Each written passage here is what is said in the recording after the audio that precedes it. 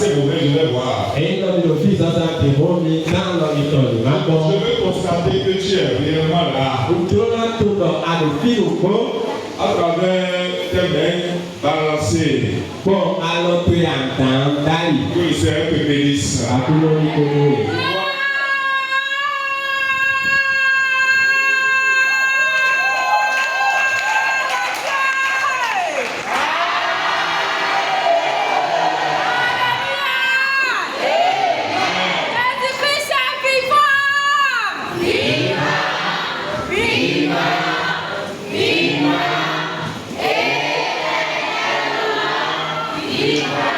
Amen.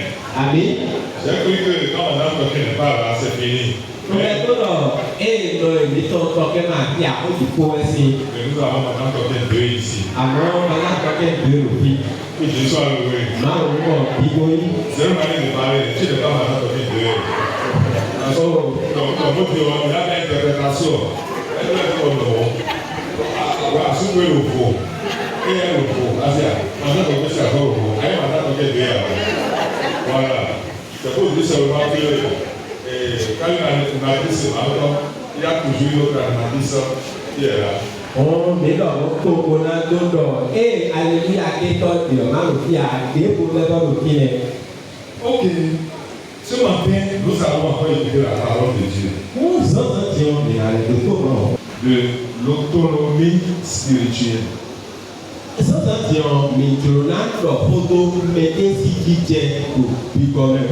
L'autonomie spirituelle.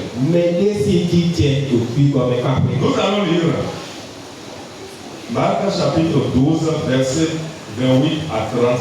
Bon, et là, Marc ici, vraiment, nous sommes dans le livre de Marc chapitre 12, Marc ici, vraiment, 28 à 30.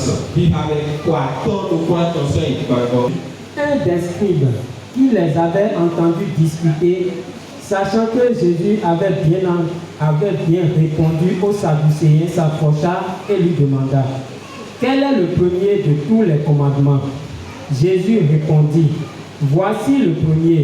Écoute, Israël, le Seigneur, notre Dieu, est l'unique Seigneur. Et tu aimeras le Seigneur ton Dieu de tout ton cœur, de toute ton âme et de toute ta pensée et de toute ta force. Amen. Promettons des cadeaux finés. Você não é dom é ideo. Ei, é modo Jesus igberu yido gandio. Esse coé o cambio não. Sente wedo no condo sele bimé. Jesus ka igbero. Se nous comptons lié. Israël idoto akruno mawu mitondo kono geweni akruno. Bon, anayiwanu akuno mawu towe kodo ayito bikpo kodo lidon towe bikpo kodo lirin towe bikpo kodo horo towe bikpo. Amen. Ah, notre Père et notre Dieu, nous te sommes infiniment reconnaissants. Père, l'heure a sonné, ton peuple est à l'écoute. Nous voulons t'entendre. Nous ne voulons pas entendre l'homme. C'est pourquoi nous effaçons complètement et entièrement devant toi, afin que le Saint-Esprit fasse son œuvre au nom de Jésus. Que tous les cœurs soient sensibles, flexibles à l'Esprit de Dieu, au nom puissant de Jésus. C'est ta parole que nous voulons écouter. Seigneur Dieu Tout-Puissant, donne l'esprit d'illumination, éclaire tous les points d'ombre, ouvre les yeux spirituels, afin que ta parole pénètre les cœurs au nom puissant de Jésus. Que cela opère une grande transformation, la régénération. Que cela, Seigneur, bénisse les vies au nom puissant de Jésus. Que les puissances qui vont s'y opposer soient détruites. Merci de nous écouter. C'est au nom puissant de Jésus nous avons prié. Amen. Amen. Amen. Est-ce qu'on peut l'aider en débarrassant un peu du temps spirituel? L'autonomie spirituelle. Aujourd'hui, les peuples aspirent à l'indépendance. Partout dans le monde entier, c'est l'indépendance qui est prônée. ní mẹ̀kẹ́ sí jíjẹ une rẹ̀ làwọn. dépendance de tel ou de tel peuple. Oh, tó lè jẹ́ lẹ́sí akọ́ta lè jẹ́ lẹ́sí.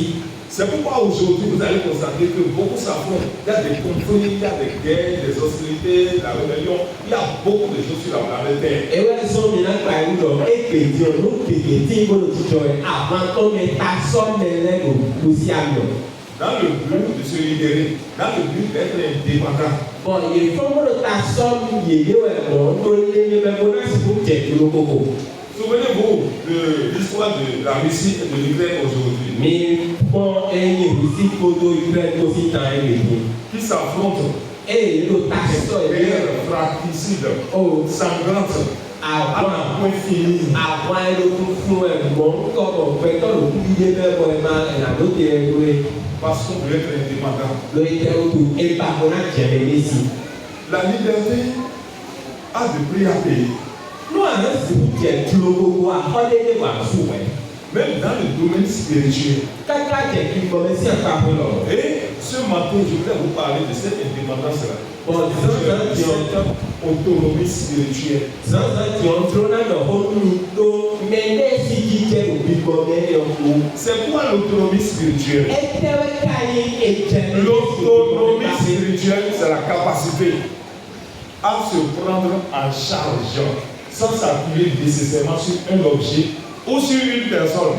Et j'aimerais souci au bigomet et le nouveau nous bigler à l'eau, l'eau peut voir des dieux au bigomet si un parfait en un canton de l'eau à l'eau à canton de l'eau. L'autonomie spirituelle n'exclut pas l'aide du conseiller spirituel, l'aide du pasteur. Non, ce n'est pas ça. Et il a dit, il est si au bigomet, et ouais, non. Alors, quand il a aussi au ménacron, oui, au bigomet, c'est un parfait. Alors, les voyants, comme c'est un logo, à ça, vous pouvez les entendre, et oui, moi. Tout est une question de base. Nous l'avons dit, c'est une question de base pour acquérir l'autonomie spirituelle. C'est fortement lié à ta conversion. Comment tu as connu Christ? Les gens connaissent Christ de diverses manières. Et ça affecte pour la plupart du temps leur autonomie spirituelle. Parce qu'il y a beaucoup de choses qu'ils ne comprennent pas. Ils sont dans des liens. Il y a beaucoup de choses qui pèsent sur eux. Et qui font qu'ils ne sont pas autonomes spirituellement. Celui qui est autonome spirituellement, il s'attache à Dieu. Il aime Dieu. Le Scribe a posé la question à Jésus. Après plusieurs discussions entre Jésus et les Sadducéens, il a posé la question à Jésus. Dis-moi le premier commandement. Le premier commandement, c'est quoi? Et Dieu répondit, Jésus répondit ceci. Le premier commandement, c'est que tu vas aimer Dieu de toute ta force, de tout ton cœur, de toute ta pensée, de toute ton âme. Toute, répétez 4 fois. Tu vas aimer Dieu de tout ton cœur, toute ta pensée, tout ton âme. Dieu n'a pas dit tu vas aimer Dieu légèrement ici. Tu vas aimer Dieu à moitié ici. Non. Tout ton cœur, Dieu. Toute ta pensée, Dieu. Tout ton âme, Dieu. Toute ton énergie, Dieu. Tout, Dieu. C'est ça le premier commandement. Alors ça interpelle notre autonomie spirituelle. Je disais tantôt que la manière dont nous connaissons le Seigneur, ces manières ne sont pas les mêmes. Ça varie d'un individu à un autre. Écoutez-moi très bien. Il y a des gens qui ont passé très difficile, très douloureux. Quand vous interrogez l'histoire, vous allez voir que c'est des passés de calvaire, de lutte et de rivalité. Et c'est dans ces conditions qu'il a donné sa vie à Jésus. Il y a d'autres encore. Vous allez voir qu'ils sont dans une autre religion. La religion qui ne professe pas véritablement Christ. Ils n'ont pas dit la paix. Ils n'ont pas dit tout la paix du cœur. Et c'est dans ces conditions qu'ils ont donné leur vie à Jésus. Vous allez voir d'autres encore. Ils ont des problèmes de sorcellerie. Les sorciers les attaquent n'importe comment. Et c'est des luttes spirituelles atroces. Ils vont de féticheur en féticheur. Pour chercher à remettre à leur situation. Ils sont bouleversés. Et ils n'ont pas de cause, ils n'ont pas la paix du cœur. C'est dans ces conditions qu'ils ont donné maintenant leur vie à Jésus. Vous allez voir d'autres encore qui sont rentrés dans la mer profonde. Oui, des alliances avec les démons de la mer, les esprits des eaux. Ils vont faire tout ce parcours-là d'abord. Avant d'être en Jésus maintenant. Maintenant, je donne ma vie à Jésus. Je vais suivre Jésus maintenant. Vous allez voir d'autres encore qui ont contracté des alliances dans les sectes un peu partout. Dans les sectes, ils ont noué des alliances. Ils n'ont pas pu rencontrer véritablement Jésus. Maintenant, si nos problèmes donnés, maintenant je donne ma vie à Jésus. Je connais Jésus. Vous allez voir d'autres encore. Ils sont nés dedans. Leurs parents sont abbés. Papa assemblée de Dieu. Et ils sont nés dedans. On les a consacrés à l'Éternel. On a prié pour eux, on a fait la présentation d'enfants. Et ils ont évolué comme ça. Mais ils ne connaissent pas encore le Seigneur. La plupart ne connaissent pas encore le Seigneur. Parce que leurs parents vont à l'église. Ou toi, il faut que eux aussi les suivent, vous n'avez pas le choix. Et parmi eux, vous allez voir des gens qui n'ont aucune transformation. Vous allez voir d'autres encore. Parce que c'est lui qui nous donne l'âge. Si je ne le suis pas pour aller à l'église maintenant, il faut que j'aille quand même pour lui faire plaisir. On va rater cette occasion.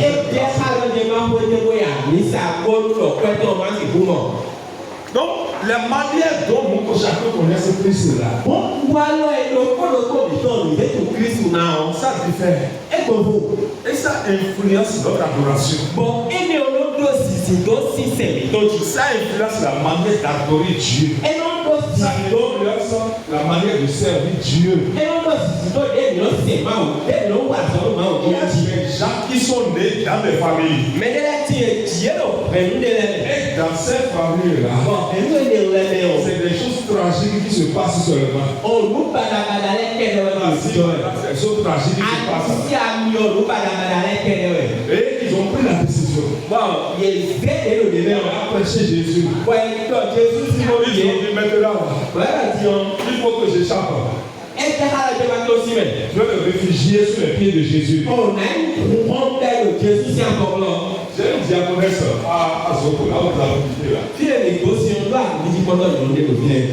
Elle est plus diaconesse maintenant. Elle est allée ailleurs maintenant. Dans une autre église âgée. Et dans leur famille là, C'est des familles. Vous allez voir, l'étoile brille quoi. Si c'est l'étoile, tel ingénieur, tel directeur, tel cadre, tel ceci, déjà à l'âge de 25 ans, 27 ans, vous allez voir des ingénieurs. Les gens font des prouesses dans la famille. Oh, hey, ton et au souda pour les Kénéwé. Tata, moi, ensuite, le fait quoi, ton, les quoi, les camps, les quoi, les ingénieurs, les quoi, les docteurs, les quoi, les quoi. Nous, on va parler de Kénéwé. C'est une famille purement idolâtre. Ah bon? Écoutez, bon, mon système est DJ. Beaucoup ne connaissent pas le Seigneur. Quelqu'un pour apprendre, Vous savez ce qui se passe?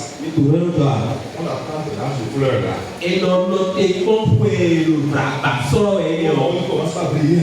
bon, et tiens, on va faire du bon. Voilà, il y a eu du On voit maintenant qu'ils vont jouir de leur vie. voilà, non, qui est tiens, ton âme, bon, le tiens, c'est les gars. On les éteigne. Et non, ouais, coucou. On les éteigne, on les Et non, élimine. et non, petit solo, On les élimine. et non, Beaucoup de gens vivent dans cette famille, dans cette différente famille là. mais quelqu'un Ont entendu parler de Jésus et se sont confiés à Dieu. mais quelqu'un d'autre, quand on l'a même c'est Jésus, c'est proposé de Jésus. Maintenant, voyez tout ce qui a été décrit. Si on me parle, oui, c'est La manière dont chacun adore le Seigneur là. La manière dont tu as connu Christ, le Père de cette même manière que tu as connu Jésus. alors, pas et voilà, Christ, non, et va mettre Christ pour nous. Ton passé parle très fort. Au sol, tout est au fond de Jésus. Maintenant, lorsque tu viens à l'église, Si on est à voir, tous ceux qui t'ont entouré, les esprits qui t'ont entouré là, qui ont travaillé avec toi d'une manière ou d'une autre là, Big Boy, là, tu es beau à ils ne vont jamais permettre cette autonomie spirituelle là. Jamais. C'est une bride. Tu ne peux pas être indépendant spirituellement parlant. Ils vont lutter contre. Ils c'est des rivalités. Ils vont dire non. Ils vont tout faire pour te bloquer.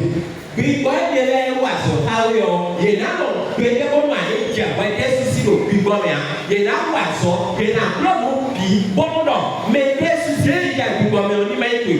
Toi-même, tu vas croire que tu es déjà spirituellement autonome. bon, oui, en fait, on a un moment, Dans telle religion, je suis déjà couvert. Parce que j'ai AD, je suis déjà couvert. Tu vas porter cette étiquette-là. Tu vas faire des années dans la foi. Années dans la foi. Tu n'as jamais autonome spirituel. J'avais expliqué ça tout à l'heure. Oui, tu vas toujours porter cette étiquette-là.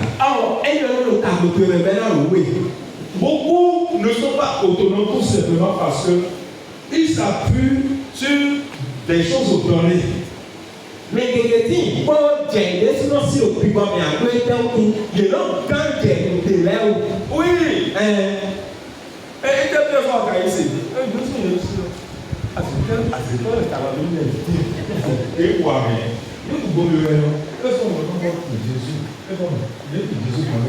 et tout s'arrête là. c'est à cause des sorties que moi je me suis donné. Et nous t'avons donné à qui? Les sorties me dérangent trop, c'est pourquoi je me suis donné à Christ. Mais c'est des filles, on va C'est un parent qui a l'habitude d'aller à l'église. Un jour, il m'a invité. Bon, c'est de là, moi aussi, je l'ai suivi. Et moi, si c'est maintenant ce qu'on dit, vous voyez, on dirait que tu es Les difficultés que j'ai rencontrées dans l'idolâtrie là.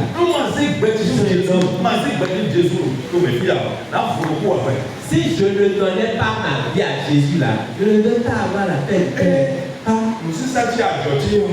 Mon commerce là.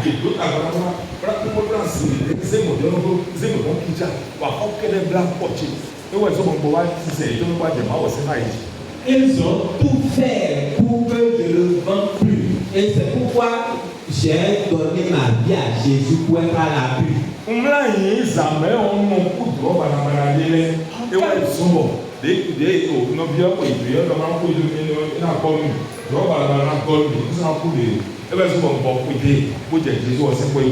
Quand je me couche la nuit, je fais des mauvaises rêves. C'est pourquoi le frère ou la soeur m'a conseillé de le suivre. Comme ça, quand je vais commencer par aller à l'église, je ne vais fait de mauvais rêves. Tout ça là, c'est beau, c'est bon. Et il y en a qui se Il y a un problème de fond qui se pose. Amon, Un problème de base, un problème de fond qui se pose. Écoutez, les esprits auxquels tu étais attaché avant, c'est des esprits qui ne pardonnent jamais, qui ne pardonnent pas. Et tu dis un jour, tu donnes ta vie à Jésus. Ils t'ont écouté. Et ils te suivent aussi. Pour voir. Tu vas rentrer, tu vas aller dans cette église-là. Mais on va voir comment ça va se passer. Ils vont commencer par influencer ta foi. Commencer par influencer ton amour pour le Seigneur. C'est ça qui se passe avec beaucoup de gens aujourd'hui. Et qui les empêche d'être autonomes spirituellement. Celui qui est autonome spirituellement, il doit manifester l'amour profond pour Dieu. Dieu pour rien du tout. L'amour profond, l'amour sincère, l'amour qui s'attache véritablement à Dieu. Il n'a pas besoin de te réviser par quelqu'un, non. Même délibérément, il connaît la grandeur de Dieu, la largeur de Dieu, la puissance de Dieu. Il s'y donne, il se consacre, véritablement, il s'attache à soi, à son Dieu. Ça, c'est ça. Il sait que lorsque toi tu vas t'attacher, tu vas aimer véritablement Dieu là. De tout ton cœur, de toute ta pensée, de toute ta force, de tout ton énergie, de tout ton être entier. Il a très chaud. Lui, il a très chaud. Le diable sait cela, il connaît ça. C'est moi qui te laisse partir. Que tu vas à l'église. Tu vas à l'église. Et tu seras toujours dedans. Mais tu seras toujours dans cette lumière là. Ça va jouer, commencer à jouer sur ton amour. L'amour pour Dieu. L'amour pour sa parole. Beaucoup ont déjà perdu cet amour-là. Mais ils sont dans l'église seulement. Ils ne sont pas indépendants spirituellement. Il faut qu'on soit toujours derrière eux. Toujours derrière eux. Mais l'amour pour Dieu, ça souffre, ça cause problème. Venez à l'église soi-même. Mais laisse-moi la petite débat Vous savez, quand quelqu'un ne sait pas comment venir à l'église lui-même pour écouter la parole, et c'est avec empressement, avec joie qu'il va venir, il n'a jamais le premier spirituel. Or, pourquoi beaucoup manquent aujourd'hui, les semaines, beaucoup manquent, parce que voilà, il y a un ça de rien. On a un peu priorité à autre chose. Est-ce qu'il est autonome véritablement? C'est ça cause problème. Ouais, c'est le diable qui joue sur l'amour qu'on doit avoir pour sa parole. Vous ne savez pas. On ne peut pas dire qu'on est autonome. Il y a quelque chose qui ne va pas. Peut-être un problème de base. Qui sait?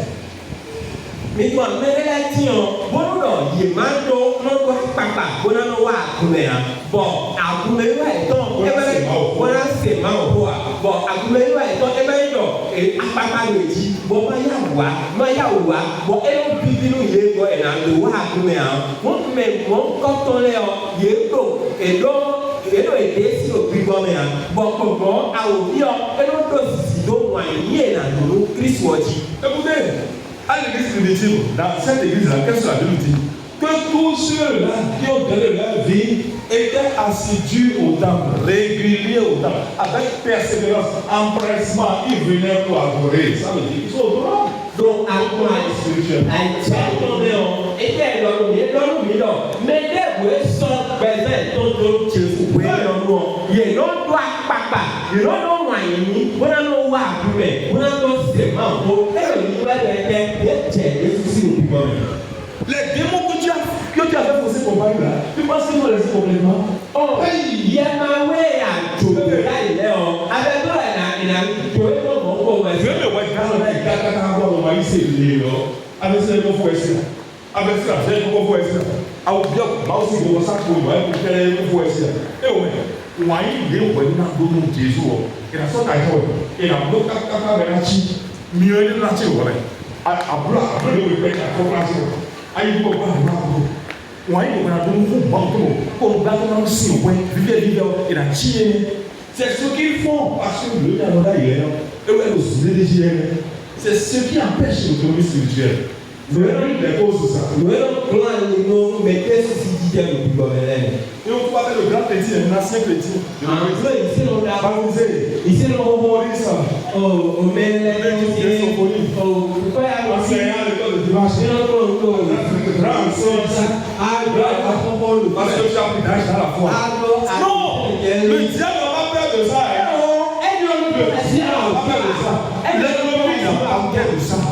Ce qui fait peur au diable, c'est ton autonomie spirituelle. C'est ton autonomie spirituelle. Parce que le diable est tout ton âme, toute ta pensée, toute ta force, tout ton cœur. Tu dois aimer Dieu de cette manière-là. C'est ça l'autonomie. Mais cet esprit-là, qui avait travaillé par le passé, ils vont toujours lutter contre toi. Et là où le bas blesse, vous savez. Là où le bas blesse, vous savez. Satan me voit pour te couvrir comme ça. Oui, il te couvre avec ce. Et tu ne vas jamais discerner ça. Tu vas toujours trouver des excuses, des alibis pour justifier ces choses-là. Oui.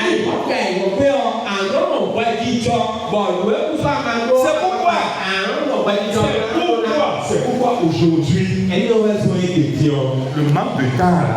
Oh non, Satan met ça devant beaucoup. Tu n'as pas de temps pour aimer Dieu. Pour aimer sa parole. Pour faire pour l'écouter. C'est l'église primitive, tout le monde a du temps là-bas. Et tout si demain, ils écoutaient la parole.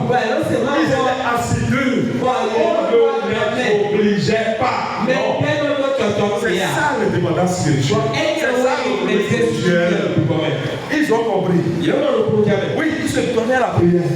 Ça dit que tout ce qui va causer d'obstacles à leur vie fraternelle, à leur vie de consécration, ils combattaient fortement ça.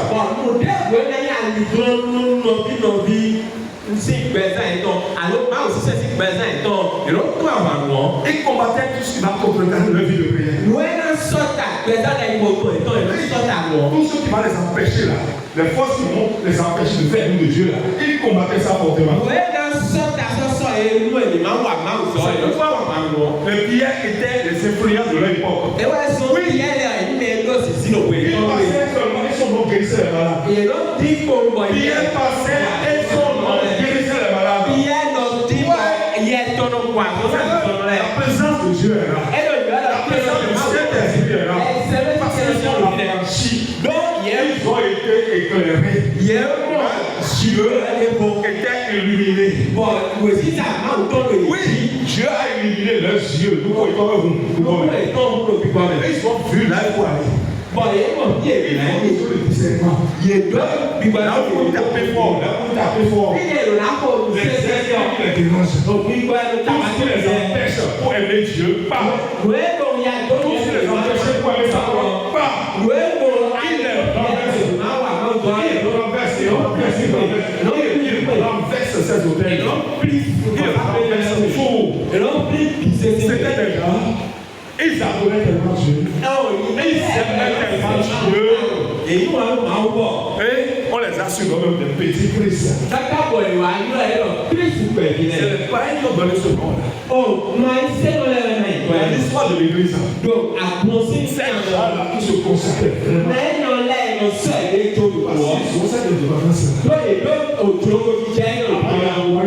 Si tu ne vas pas aller, c'est Dieu au du tout.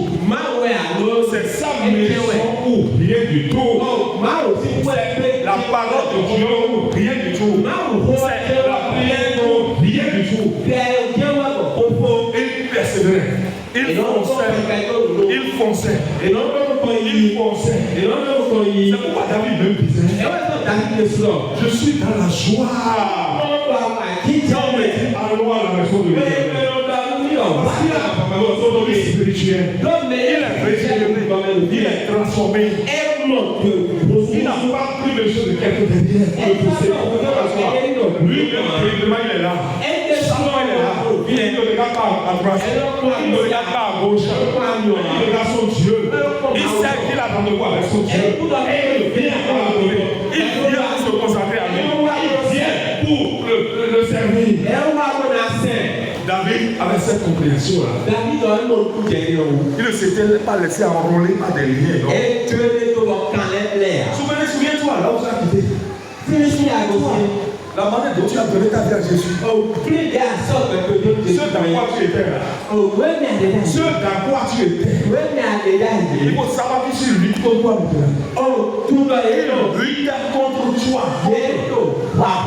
C'est l'amour que tu dois avoir. C'est pas cette force-là que manque. Mais Dieu de toute sa force-là. Quand tu fais un peu là, tu es déjà prêt. Quand tu tu es déjà prêt. Et tu manques de force. De toute ta pensée là, ta pensée souffre peine à être renouvelée par le Saint-Esprit. Oui, ta pensée peine à être renouvelée par le Saint-Esprit. Parce que on travaille toujours contre toi. Et la manière dont tu réfléchis là. Bon, si tu balades même dans les pensées. Dans le monde, la voix chrétienne. Au prophète ici, là, tout ça, ta pensée n'est pas renouvelée. Elle n'est pas assise. Elle n'est pas équilibrée. Elle ne suit pas la logique de Dieu. C'est le problème que tu as ça. C'est pourquoi cette autonomie ne vient pas. Cette autonomie là ne vient pas. Aimer Dieu de toute ton âme là. Je t'ai racheté. Tu sais qu'avant ton âme était concentrée à quelque chose. Oui, on va consacrer l'âme à quelque chose.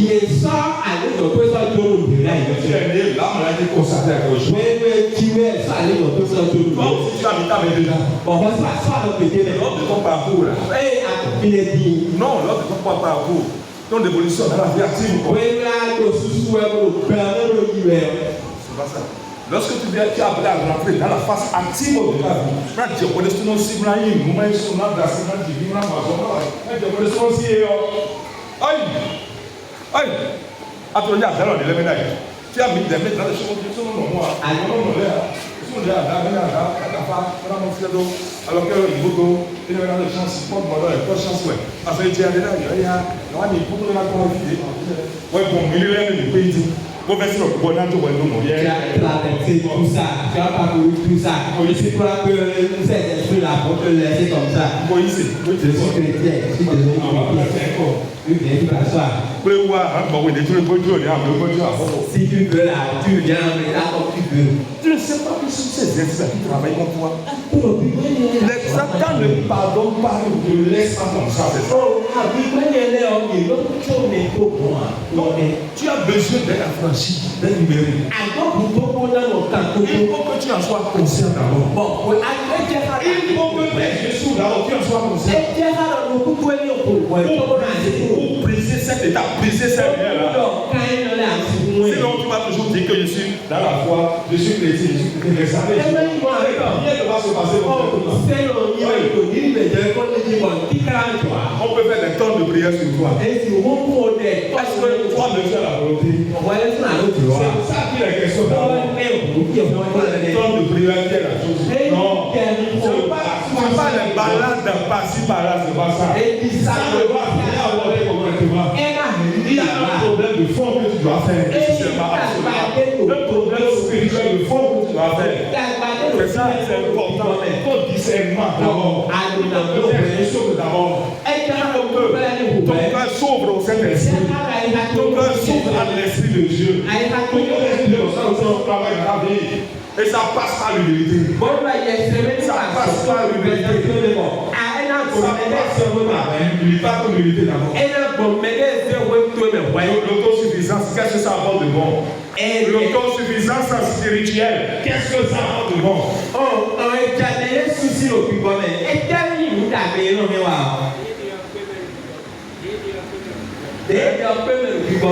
C'est ça. Merci de nous passer le tour là.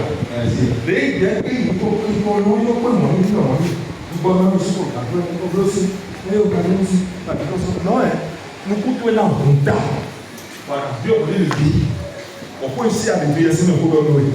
Entre les deux teachers, il y a un, nous ne sommes pas les teachers. On nous a dit, au bord, on a ce que vous avez. Et que le Seigneur te bénisse. Tu vas revenir debout. Nous irons devant le Seigneur. Jésus avait répondu à ce scribe-là. Tu aimeras le Seigneur de toute ta pensée, de toute ta force, de tout ton cœur, de toute ton âme. Tu vas dire Seigneur Dieu. Je me retrouve dans quel schéma là, tout ça là. Je me retrouve dans quelle logique. Ma vie passée a été comment? Comment tu vas réfléchir par rapport au passé? Qu'est-ce qui t'a amené à Christ? Comment tu vas réfléchir par rapport à ça? Tu vas dire Seigneur, je veux briser cette barrière maintenant. Illumine-moi Seigneur Dieu, afin que je puisse briser cette barrière. Cette pesanteur soit détruite. Je veux détruire cette pesanteur là. Qui m'empêche de voir loin. Je vais la briser, je vais la détruire. Priez au nom de Jésus. Priez au nom puissant de Jésus.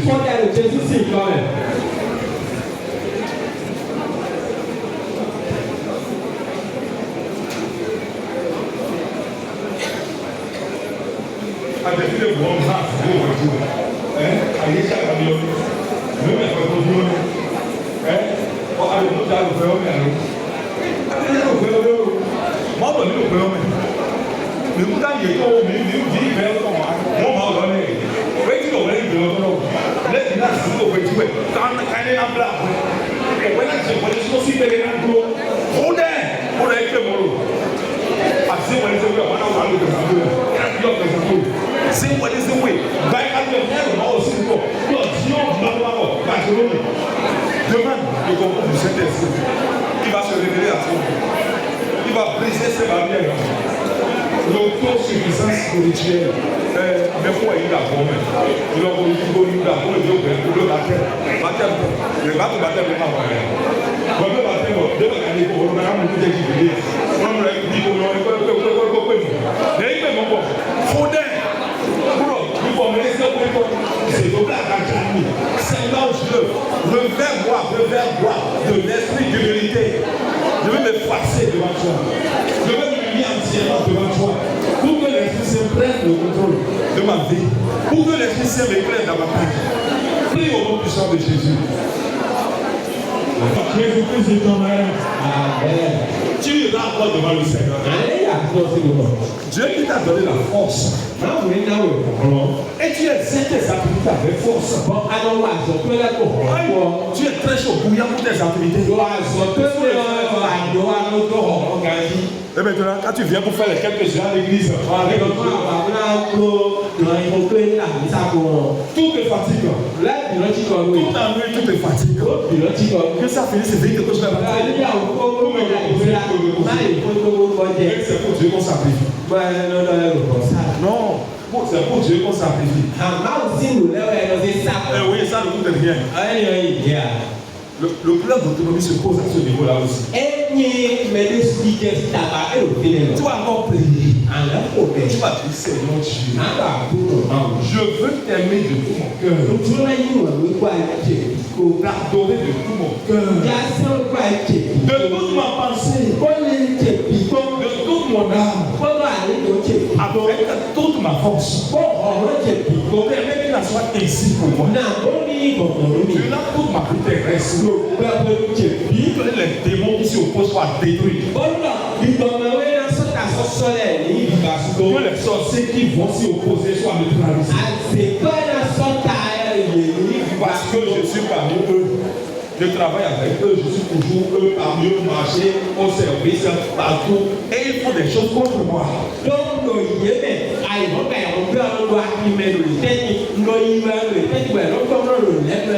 C'est pourquoi je vais t'aider moi. Avoir cette autonomie-là. Seigneur, donne-moi cette force. Tu n'as toute ma vie terrestre. Priez au nom de Jésus.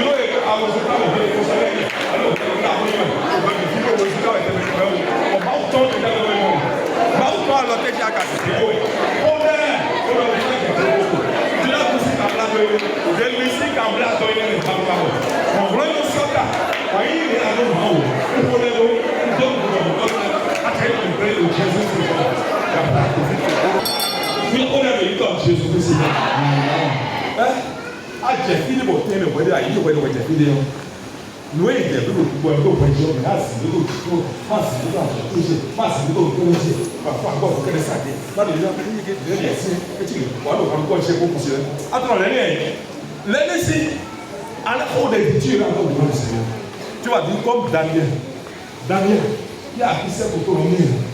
En Babylone, il a influencé tout l'environnement babylonien.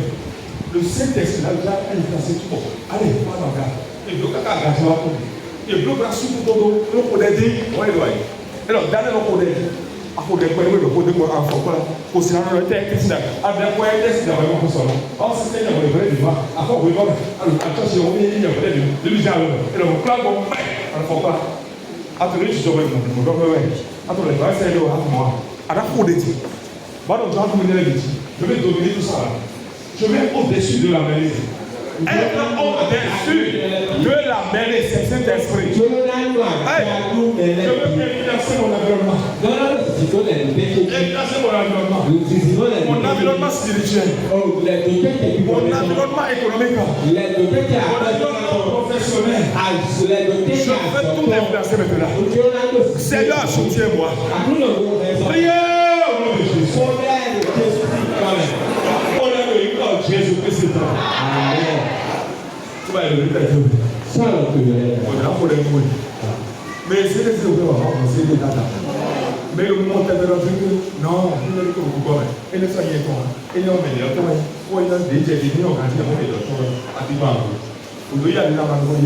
Il ne faut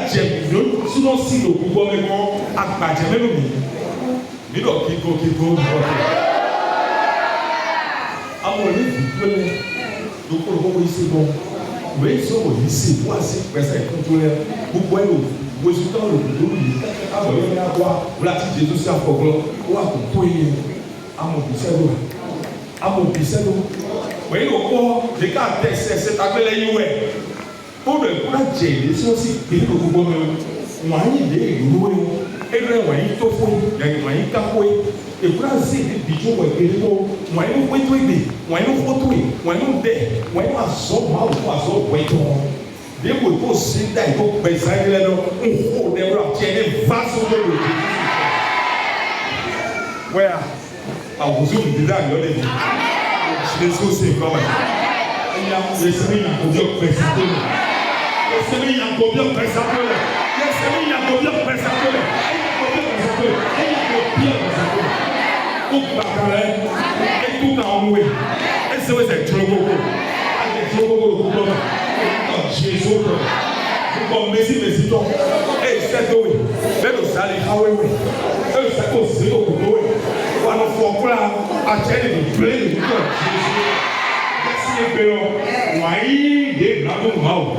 Jésus ne sort pas de sa maison. Why you got on? Et puis on peut s'appuyer.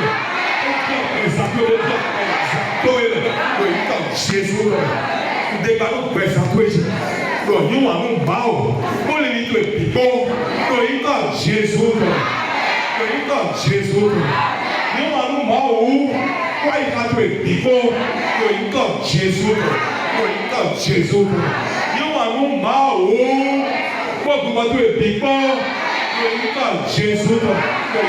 Jésus. Nous avons bao quoi? Ils ont tué pico. Jésus c'est bon. Jésus c'est bon. Moi pour les dire. Au débat. Je mets le bon de la carte. Je mets tout le monde au couteau, le sortir de tout le monde. Moi, je le play. Non, il y a le mouse avec Gantillon. Et la famille, il y a le cousin. Et la famille, le senti à beaucoup. Nous sommes, mais si vous voulez, mais vous t'y mettez. On va mettre au pays, j'ai eu le Jésus. Merci, Dieu. Jésus m'a donné le best en fait. Moi, il doit être le faux. Jésus, c'est pas mal. Moi, il doit être le Jésus. Moi, il doit être le Jésus. Moi, il doit être le best en fait. Jésus, c'est pas mal. Jésus, c'est pas mal. A force de la honte, tu peux nous. Au best, Dieu. Aliyeji ni Nigeria, Musate ni tọ́lẹ̀wẹ̀, Azote ni tọ́lẹ̀wẹ̀, Fami ni tọ́lẹ̀wẹ̀, Míjẹ̀ náà lọ sí ìdó ìjì, Yorùbá Jésù tọ́lẹ̀, Kíkókó yóò fi jì, Kíkókó náà lọ bẹ́sà mi tọ́lẹ̀, Kíkókó náà lọ wá mi tọ́lẹ̀, Kíkókó náà lọ fọ́ mi tọ́lẹ̀, Kíkókó náà lọ pé mi tọ́lẹ̀, Yorùbá Jésù tọ́lẹ̀, Yorùbá Jésù tọ́lẹ̀, Yorùbá Jésù tọ́lẹ̀, Yorùbá Jésù tọ́lẹ̀. Àwọn sọ̀rọ̀ tó pẹ́ mi. C'est le Dieu. On va dévoiler notre retour. Donc Jésus aussi comme il faut. Amen. Amen. Amen.